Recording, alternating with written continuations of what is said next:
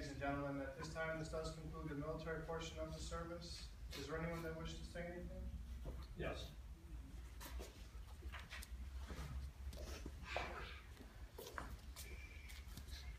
I'd like to thank everybody for coming out for this special event for my dad.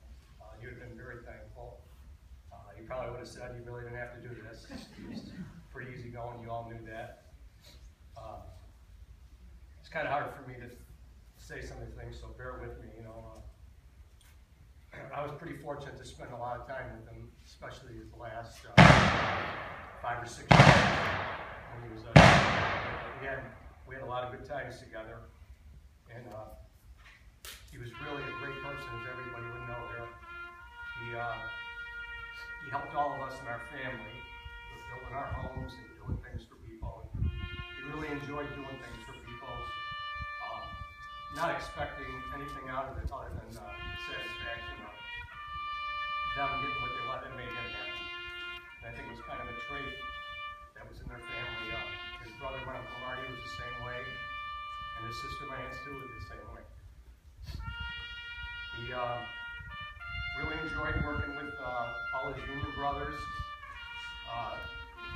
He had such fun working, and all the guys that worked with him. When I talked at the Christmas meeting, they all told me how he was probably the best guy that they ever worked with or worked for. A few of them even said better things than that.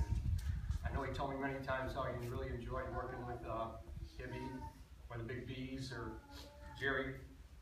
And they just had such great times, and it was such a great time to be working together. And he was such a great craftsman. It was unbelievable. He could do something once or twice, and you would think he's done it his whole life. He was so talented at certain things.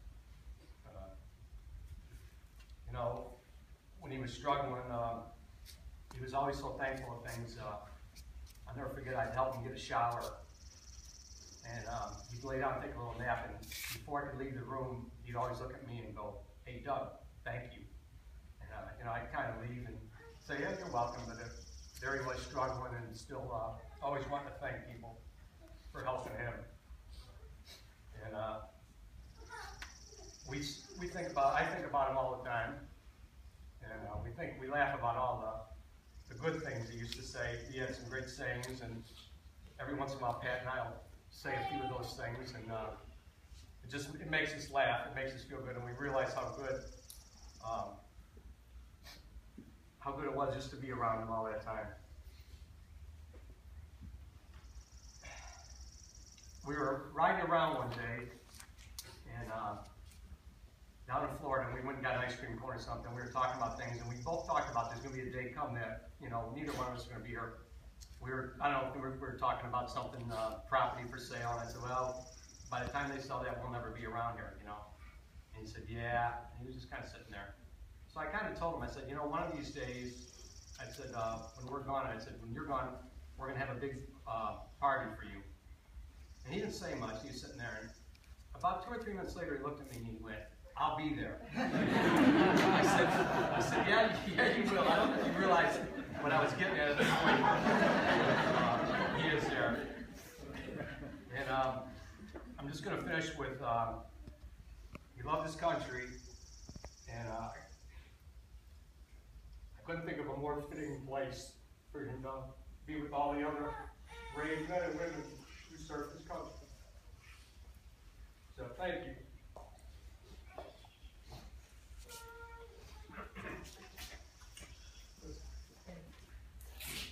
I just wanted to say, I also wanted my dad to come here because as a small child growing up, I watched my grandma sit at her dining room table and read letters over and over. And I'm 7 years old at this point, and those are his letters that he would write home to his family while he was in Korea.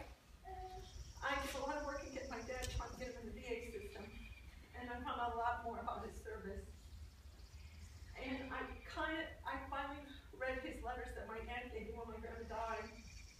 And in them was a young man who just turned 18 years old, who went off to service, freezing cold in Korea, and thanking his mother, always thanking people, thanking his mother for sending the sauce and the peanut butter that he loved and the cheese that he loved. And he spent more time protecting that than himself. And to this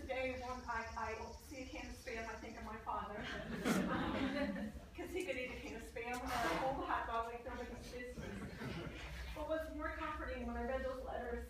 And when I said, as a mother, then I sent my son off. He went to Afghanistan. I thought that because my grandma had no idea there's phones and stuff, that she had no idea what was going on, and she taught me how she'd sit and listen to the radio and wait to hear what they had to say, and hopefully his name wasn't in one of the names they mentioned. So it made it easier for me to remember what she went through, as I would wait sometimes and see where they were bombing Afghanistan, and I called my daughter once and say, did you hear from him? She said, yeah, he's fine. So it's a really tough time to say your child off, and my grandma really made such an impression on me my entire life. Because my father was so much longer, and again, just great people. And so my aunt started telling me some stories of my grandma. I always thought she had a halo and wings. She tried to correct me on that too. But I thought that my father as well. He was a great man, and I'm going to end it with one time I was doing a building, and one of the guys down there said, I can build it. I know how your dad would tell you no. And my husband interjected and said, no, you're wrong. Her father never told her no. But Dad, I don't, I told him, you're the best dad in the whole wide world, and I just hope I could do as good with that. And I cursed my son when I said I'm going to do to my granddaughters, but his mother, my mom's mother, did for me. They were such good people. So, with that, I leave you, my son, Captain Willis. Grandpa would be proud of you, Chief.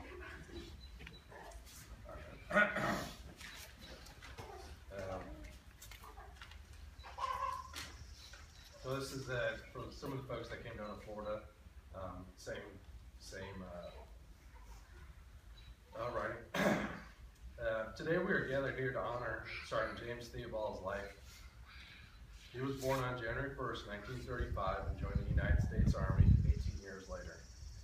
Sergeant Theobald was a private when he enlisted in the Army during the Korean War conflict, and in a little over a year became a non-commissioned officer, reaching the rank of Staff Sergeant. He served with the 3rd Infantry Division, and his primary mission was that of a sniper. Their mission is to deliver long-range precision fire on key selected targets. They are the hunters who go alone into enemy lands to destroy the enemy's will to fight. They get very little support and many times have to fight for resources and proper equipment. The enemy fears to walk the ground where a sniper is active, and friendly forces know that when they are supported by snipers, they have someone watching over them that will not quit, will not surrender, and will never betray their trust. When North Korea invaded the border of South Korea in 1950, the 3rd Infantry Division was one of 10 active divisions in the United States Army. The division arrived in Korea in September 1950 and joined the operations in the Hamhung area. On November 23, 1950, China entered the war, and the massive strength of the Chinese army was felt along all the fronts. From November 30th to December 24, the 3rd Infantry conducted the most massive beachhead evacuation in American military history. By 1951, elements of the 3rd IE helped recapture Seoul, the Korean capital, and the Chinese were finally pushed back. As the Chinese tried to recapture the capital, the brunt of the attack fell on the 3rd Infantry Division. Again, the Chinese were driven back to the 38th parallel, and the 3rd Infantry Division settled into the front line duty, defending all attempts by Chinese to seize strategic positions, and the war ended in October of 1954. As I was told, Gramps joined the military for both love of country and as a way to move forward in his life. Knowing Gramps, it might have been the latter. Gramps never talked about his time serving in the Army. Bits and pieces always came up through the years, but mainly based on the fact that it allowed him to sleep longer and get better meals. Well, Gramps, I know I will never truly understand, but I have a feeling I know a little bit more now. More than 60 years later, I also served in the 3rd Infantry Division while deployed in Afghanistan. As I embarked the plane, and the first thing I saw was the 3rd ID sign. I knew I was going to be okay. My grandfather made it, and so would I. Sergeant Theobald, your last order is to kick back, relax, and enjoy CC and 7. At ease, Sergeant. You're dismissed.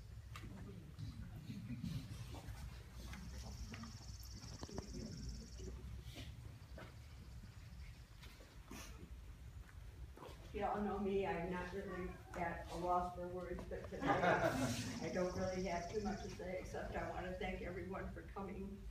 And Jim would have loved seeing you here. And I had the best man in the whole world for 60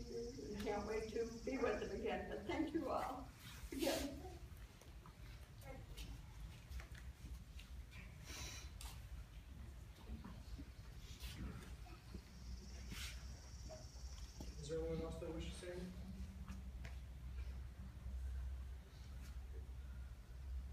At this time, this does conclude the services here today for your loved one. On your way out, if you wish, you may pass by your loved one and pay final respects. But then I do have to ask if you can return to your vehicles so we can clear the shelter for the next veteran service that's going to be coming in. Thank you.